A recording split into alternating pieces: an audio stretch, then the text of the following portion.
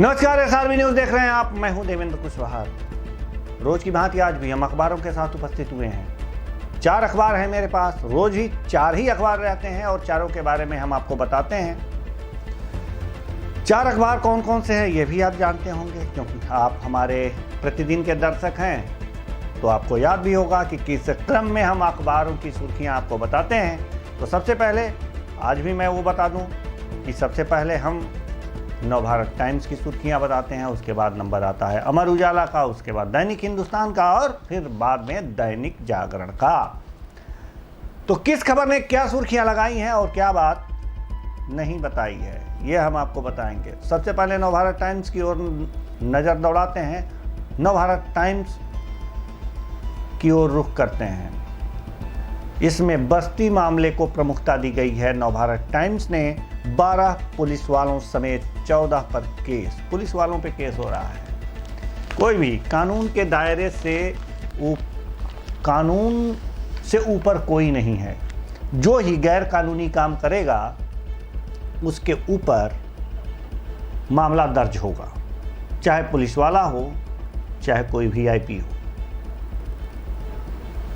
यह मामला क्या है हम आपको बाद में बताएंगे। पूरा पेपर पढ़ डाला, लेकिन पूरा मामला क्या है, अगर आज आप इस पेपर को खरीद करके ये चाहें कि पूरा मामला जान लें तो नहीं जान पाएंगे।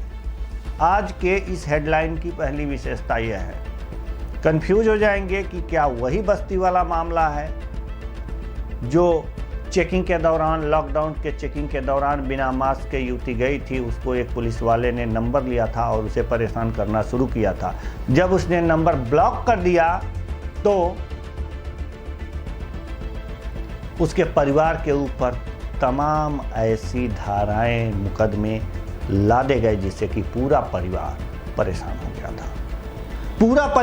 पूरा परिवार परेशान हो गया था। 1 साल बाद इस मामले में नया मोड़ आया है। जो युवती थी, उनके परिजन थे, लगातार शिकायत कर रहे थे और अब उस शिकायत पर कार्रवाई हो रही है और उसी कार्रवाई के दौरान 12 पुलिस वालों समेत 14 लोगों पर केस किया गया है। बहुत ही आपको बता दें कि बस्ती के एडिशनल एसपी रविंद्र सिंह को भी हटा दिया गया है। इसके अलावा आपको बताएं कि अखबार लिखता है कि बस्ती के पोखरविंडा गांव में हुई पुलिस जाति के मामले में आरोपित एसआई दीपक सिंह के अलावा उसके सगे भाई एसआई राजन सिंह, बस्ती कोतवाली के निलंबित कोतवाल रामपाल यादव, महिला इंस्पेक्टर शीला यादव समेत 14 लोगों के खिलाफ नामजद रिपोर्ट दर्ज की गई है। इनमें 2 राजस्व कर्मी भी शामिल हैं। इस बीच मामले की जांच कर रहे 2 सदस्यीय टीम ने रविवार को पीड़िता और उसके परिवार के बयान दर्ज किए। टीम में आईजी रेंज बस्ती और संत कबीर नगर के एसपी हैं। तो मामले ने तूल पकड़ा और कानून के रखवाले जब कानून का सहारा लेकर किसी को प्रताड़ित करने लगे तो कानून देर से ही रंग दिखाया और ऐसे कानून के खिलाड़ियों के साथ, जो कानून के साथ खेलते थे वर्दी पहनकर, उनके ऊपर गाज गिरी है। यह है इसकी पहली खबर। किन किन पर केस दर्ज हुआ है, अखबार बॉक्स में यह बता रहा है कि निलंबित कोतवाल Rampal Yadav, SI Deepak Singh, SI Rajan Singh, SI Abhishek Singh, inspector Sheila Yadav, सिपाही संजय, आलोक, पवन कुमार, अवधेश वर्मा, महिला सिपाही दीक्षा यादव, नीलम सिंह, लेखपाल, शालिनी सिंह, कानूनगो सतीश और 3 अज्ञात पुलिसकर्मी। इसमें बड़ा तफ्तीश से दिया गया है कि यह किस तरह से उनके परिवार को प्रताड़ित किया गया। घर में घुसकर नहाती हुई महिला का वीडियो बना लिया गया। इसको सोशल मीडिया पर वायरल करने की धमकी दी गई, तमाम बातें हुई जो नहीं होनी चाहिए। पुलिस वाले ना हो करके एक अपराधी की तरह काम कर रहे थे। और सबसे बड़ी बात यह कि उस समय भी उत्तर प्रदेश में योगी आदित्यनाथ की सरकार थी और आज भी योगी आदित्यनाथ की सरकार है, लेकिन जब इनके ऊपर देर से ही कानून का डंडा चला है तो केस दर्ज हुए हैं। जिनको सजा होती है ये बात की बात है।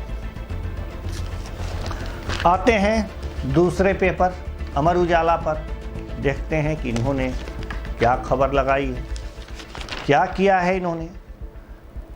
अमर उजाला ने अपनी पहली खबर जो बनाई है, हमको लग रहा है कि इसमें 2 पेज हैं, तो पहले फ्रंट पेज की जो पहली खबर इन्होंने बनाई है वो कोरोना को बनाई है। और इन्होंने लिखा है कि दूसरे दिन भी, विजुअल में आप देख सकते हैं कि दूसरे दिन भी केस 40,000 के पार।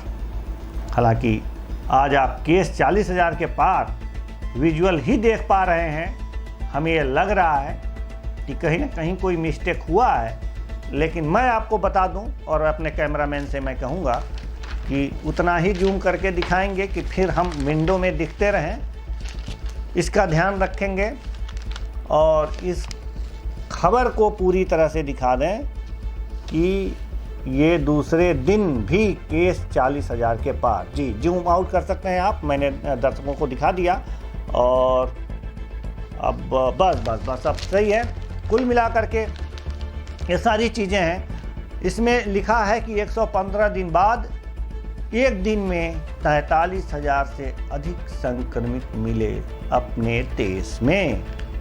प्रदेश में 496 नए केस रोजाना आ रहे हैं। आपको बता दें कि एक की मौत भी हो गई है, खबर बता रहा है।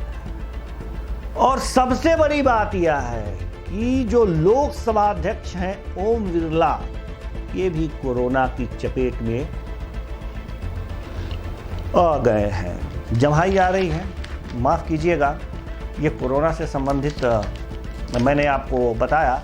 अब अमर उजाला के दूसरे फ्रंट पेज की पहली खबर बता रहे हैं। जैसे कि आज चलन है कि फ्रंट पेज 2 बन गए हैं और इसमें लिखा है कि देशमुख के बचाव में आई एनसीपी, कहा इस्तीफे का कोई सवाल ही नहीं।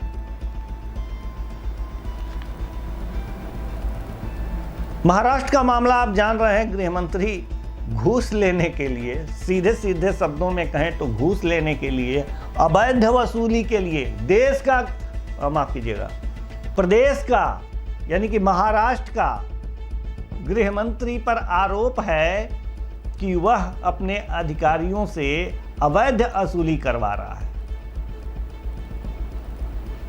नैतिकता का पतन कितना हो गया है यह देखा जा सकता है।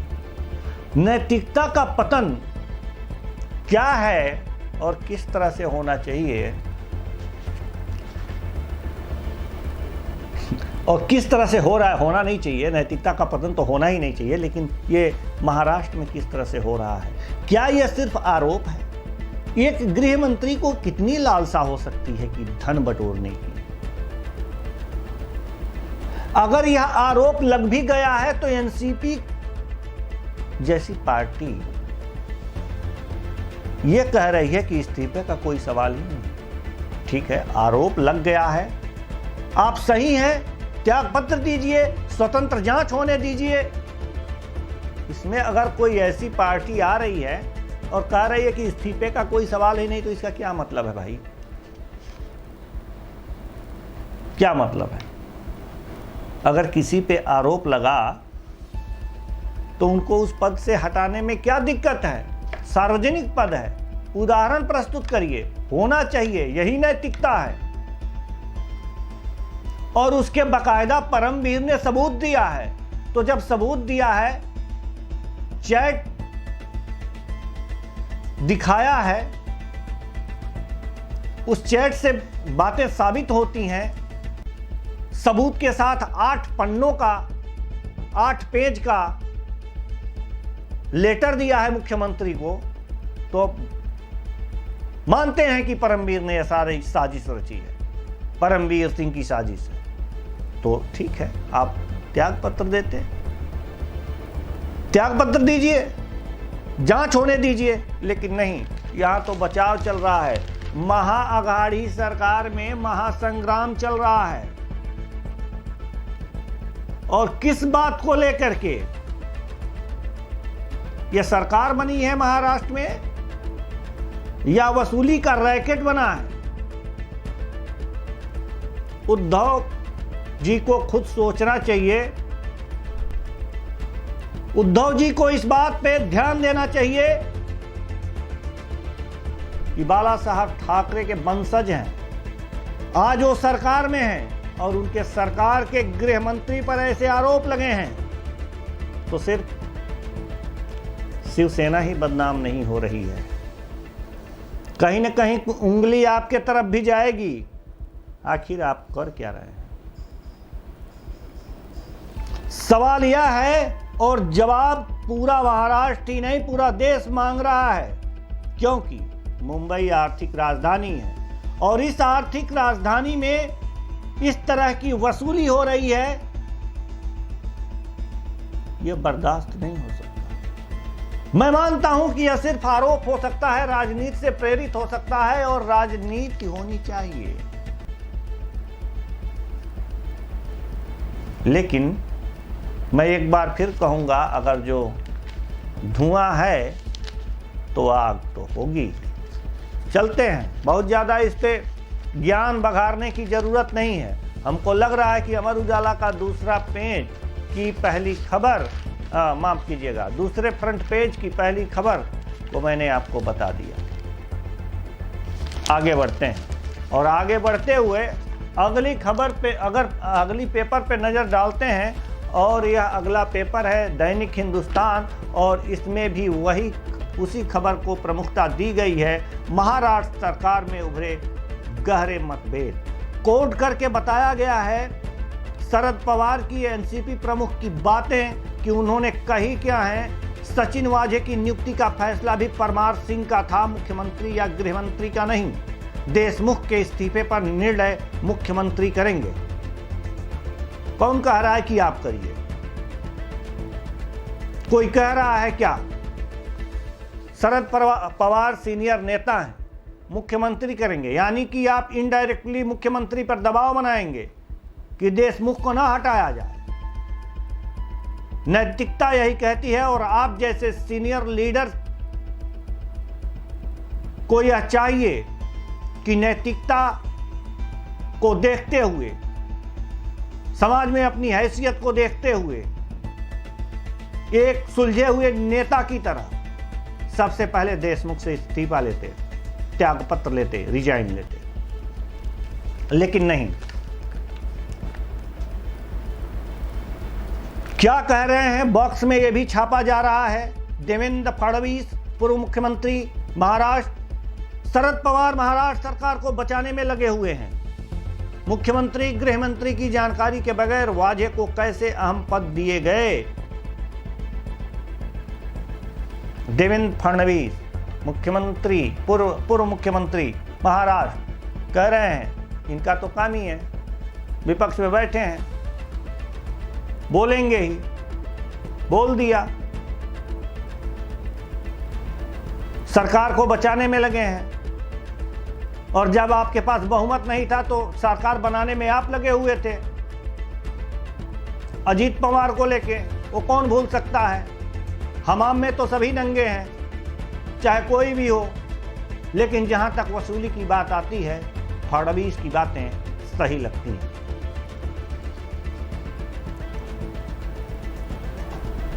आत्मचिंतन करें सहयोगी। आत्मचिंतन सहयोगी क्या करें? संजय राउत नेता ने कहा है कि शिवसेना की सहयोगी दल आत्मचिंतन करें कि उनके पैर जमीन पे हैं या नहीं। आपस में चर्चा करनी चाहिए कि यह दाग कैसे धुलेंगे। इस तरह के आरोप दुर्भाग्यपूर्ण और चौंकाने वाले हैं। सही बात है, चौंकाने वाले तो हैं ही हैं। ये बातें सामने कैसे आ गई? परमवीर ने कर कैसे दिया? ये तो अंदर खाने की बातें हैं। अंदर खाने की बातें सामने आएंगी तो चौंकाने वाली बात आ ही जाएगी। शायद ये नहीं कह रहे हैं आप, ये मैं कह रहा हूं। संजय राउत जी, ये जो खेल है ना, आप खुद सोचिए कि एक संपादक से इतने बड़े पूंजीपति कैसे बन गए, कौन से कारखाने में नोट छापा आप। ये तो समझने और सोचने वाली बात है। कहीं ना कहीं गड़बड़ियां हैं, और राजनीति में कूद करके लोग क्यों आते हैं। आज एक प्रधान बनने के लिए, ग्राम प्रधान, एक छोटे से गांव के प्रधान बनने के लिए हत्याएं हो जा रही हैं। क्यों? समाज सेवा इतना कलेजा फाड़ के कोई करना चाहता है क्या? आप लोग तो बड़े नेता हैं, आप लोग तो मंत्रिमंडल में चाहिए, सरकारें चला रहे हैं। कहीं ना कहीं कुछ गड़बड़ है, और आपकी बातों से लगता है कि ये आप जो कह रहे हैं कि ये चौंकाने वाली बात है, तो वास्तव में पूरे देश को चौंकने वाली बात है कि ये तो अंदर खाने की बात सामने कैसे आ गई। परमवीर को ही समझा लिए होते हैं,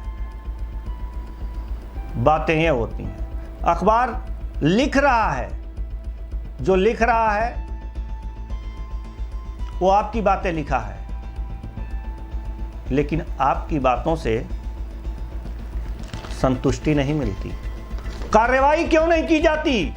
बसबाजी क्यों हो रही है?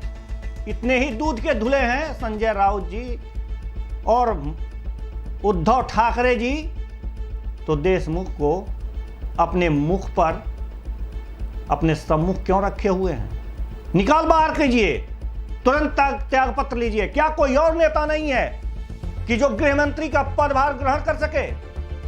सरकार गिरती है तो गिर जाने दीजिए, सम्मान पे आंच आने नहीं चाहिए। लेकिन आजकल तो सम्मान सब पैसा हो गया है। ऐसे में सारी बातें गौड़ हो जाती है। फिलहाल जो भी हो, हिंदुस्तान अखबार में जो छपा है, और संजय राउत जी जो भी चीजें सामने आ रही हैं और जैसी भी आ रही हैं, उसके लिए कहीं ना कहीं आपकी सरकार तो जिम्मेदार है ही। और थोड़ा अपने गिरेबान में भी झांक के देख लेना चाहिए कि आज से 25 साल पहले, 30 साल पहले आप क्या थे और आज क्या है। पैसे कहां से आए, इस पे भी विचार कर लीजिएगा। अगली खबर, अगले अखबार पे हम नजर डालते हैं। अगले अखबार की सुर्खियां क्या हैं? अगले अखबार की सुर्खियां हैं, अनिल देशमुख पर लटकी तलवार। लीजिए, दैनिक जागरण। विजुअल में आपको दिखाई दे रहा होगा, इस बार विजुअल बहुत बढ़िया लगा है। हमें पेपर दिखाने की जरूरत है ही नहीं, हम आपको सीधे सीधे बता सकते हैं। विजुअल देख सकते हैं क्या लिखा है। अनिल देशमुख पर लटकी तलवार। तलवार लटकी है, तलवार लटकी है। तलवार लटकी नहीं, बशर्ते गर्दन धड़ से अलग हो जानी चाहिए, यानी कि त्यागपत्र हो जाना चाहिए। इन बातों पे अगर थोड़ी भी शर्म बची है और देशमुख अपने आप को सचमुच ये देशमुख पे आरोप लगाया गया है, तो तुरंत त्यागपत्र देना चाहिए और कहना चाहिए कि हमारे खिलाफ जांच हो, और जब जांच में पाक साफ निकलेंगे तो फिर इस पद को ग्रहण करेंगे। लेकिन इतने बड़े पद पर अगर यह वसूली का आरोप लग रहा है तो यह शर्मनाक है, और शर्म से धंस जाना चाहिए। ऐसे पद से तुरंत त्यागपत्र देना चाहिए, खुद लोगों को कहने का मौका नहीं देना चाहिए। लेकिन क्या ऐसी नैतिकता हमारे राजनेताओं में बची है? शायद नहीं। तो तलवार लटकती रहे। महावसूली में फंसी महाअघाड़ी सरकार। भाजपा का गृह मंत्री को हटाने का दबाव, ये दबाव बीजेपी तो बनाएगी ही। महाअघाड़ी में महाघमासान चल रहा है, होना ही चाहिए। हर महीने 100 करोड़ रुपए की वसूली पर रविशंकर ने पवार और उद्धव पर उठाए सवाल। सवाल तो उठेंगे ही, हर व्यक्ति को उठाना चाहिए।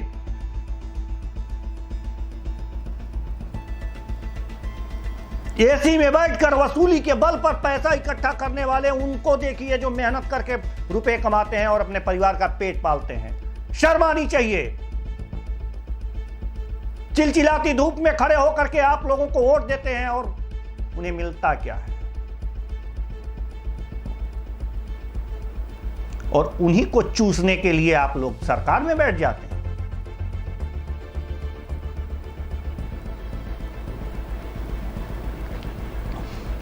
पवार ने माना गृह मंत्री देशमुख पर लगे आरोप संगीन, इस्तीफे पर एक दो दिन में करेंगे फैसला।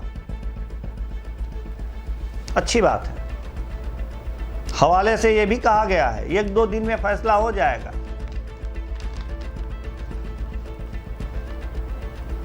यानी कि देशमुख जी का मुख बंद है, हां करें या ना करें वाली स्थिति है।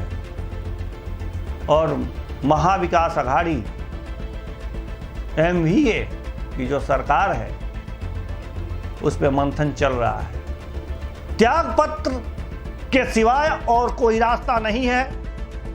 उनकी जगह पर किसी और को गृह मंत्री बनाने के बाद ही सरकार की साख बच सकती है। मैं ये नहीं कहता कि करमवीर सिंह ने जो आरोप लगाए हैं वो सही है, लेकिन जब आरोप लगे हैं तो पद त्यागना जरूरी है। पवार और ठाकरे पर भाजपा के वार। अखबार यह लिख रहा है कि पवार और ठाकरे पर भाजपा का वार हो रहा है। होगा ही, जब आप ही के लोग बराबर ऐसे माफ कीजिएगा शब्दों के चयन में अगर जो भावनाएं आ जाती हैं तो कभी कभी गलत शब्द भी निकल जाते हैं। और नेताओं से, नेता जिसको देश चलाने के लिए जनता चुनती है और उन पर इस तरह के आरोप आते हैं तो जनता ही नहीं, एक तरह से मैं भी जनता ही हूं, अंदर का दर्द सामने आ ही जाता है कि लोगों को मूर्ख बनाकर जो कुर्सी आपने हासिल की है वो आपके पीढ़ियों को भी भुगतना पड़ेगा।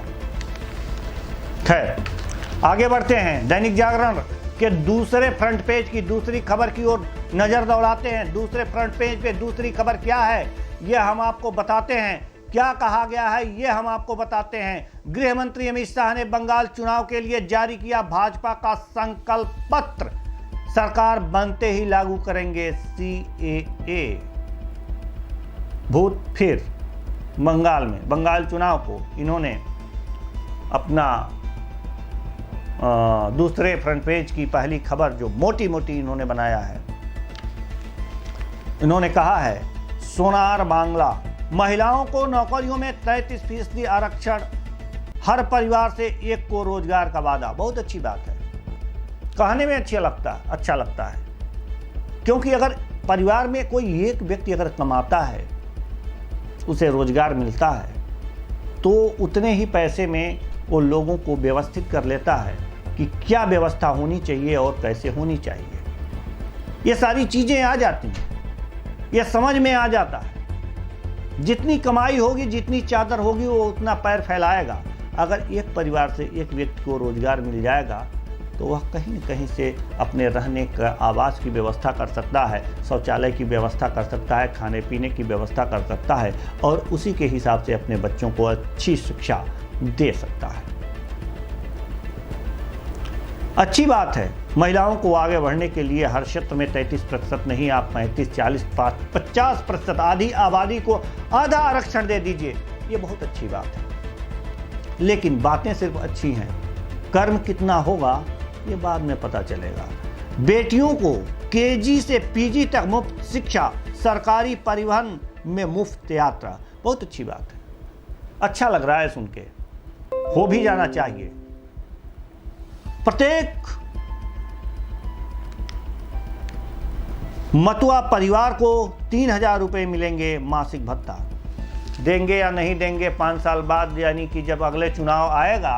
अक्सर ऐसा होता है कि जो पार्टियां हैं वो वादा कर देती हैं कि हम बेरोजगारी भत्ता देंगे, मতুआ भत्ता देंगे। ये क्या है मতুआ भत्ता? प्रत्येक मতুआ परिवार को 3,000 रुपये मिलेगा मासिक भत्ता।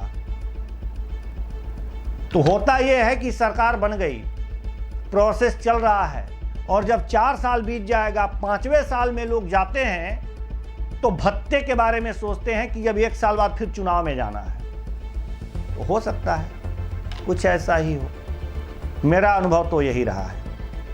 आगे जनता खूब समझती है लोक लुभावन वादों को और पूरा करने वालों को। वैसे इन्होंने ही 2014 से पहले इन्होंने ही वादा किया था कि पेट्रोल डीजल 70 रुपए चाहिए या 35 रुपए। जनता ने बड़े जोर से हाथ उठाकर बोला था 35 रुपए। और सत्ता के बाद आज देखिए 2021 में पेट्रोल के दाम कितने हैं। तो वादे हैं, वादों का क्या। नेताजी लोग हैं, चुनाव चल रहा है, सपनों की बौछार जारी है। शायद इसमें कोई दूसरा फ्रंट पेज भी हो, नहीं है। और इसलिए हम आज के अखबारों से यहीं विराम देते हैं। घड़ी की सुइयां कह रही हैं कि अब ज़्यादा मेरे पास अब वक्त नहीं हो चला है, वक्त हो चला है आपसे विदा लेने का। घड़ी की सुइयों का इशारा है, दूसरे प्रोग्राम को भी आपके सामने लाना है। तो फिलहाल अब तक के लिए इतना ही। मुझे दीजिए इजाज़त। नमस्कार।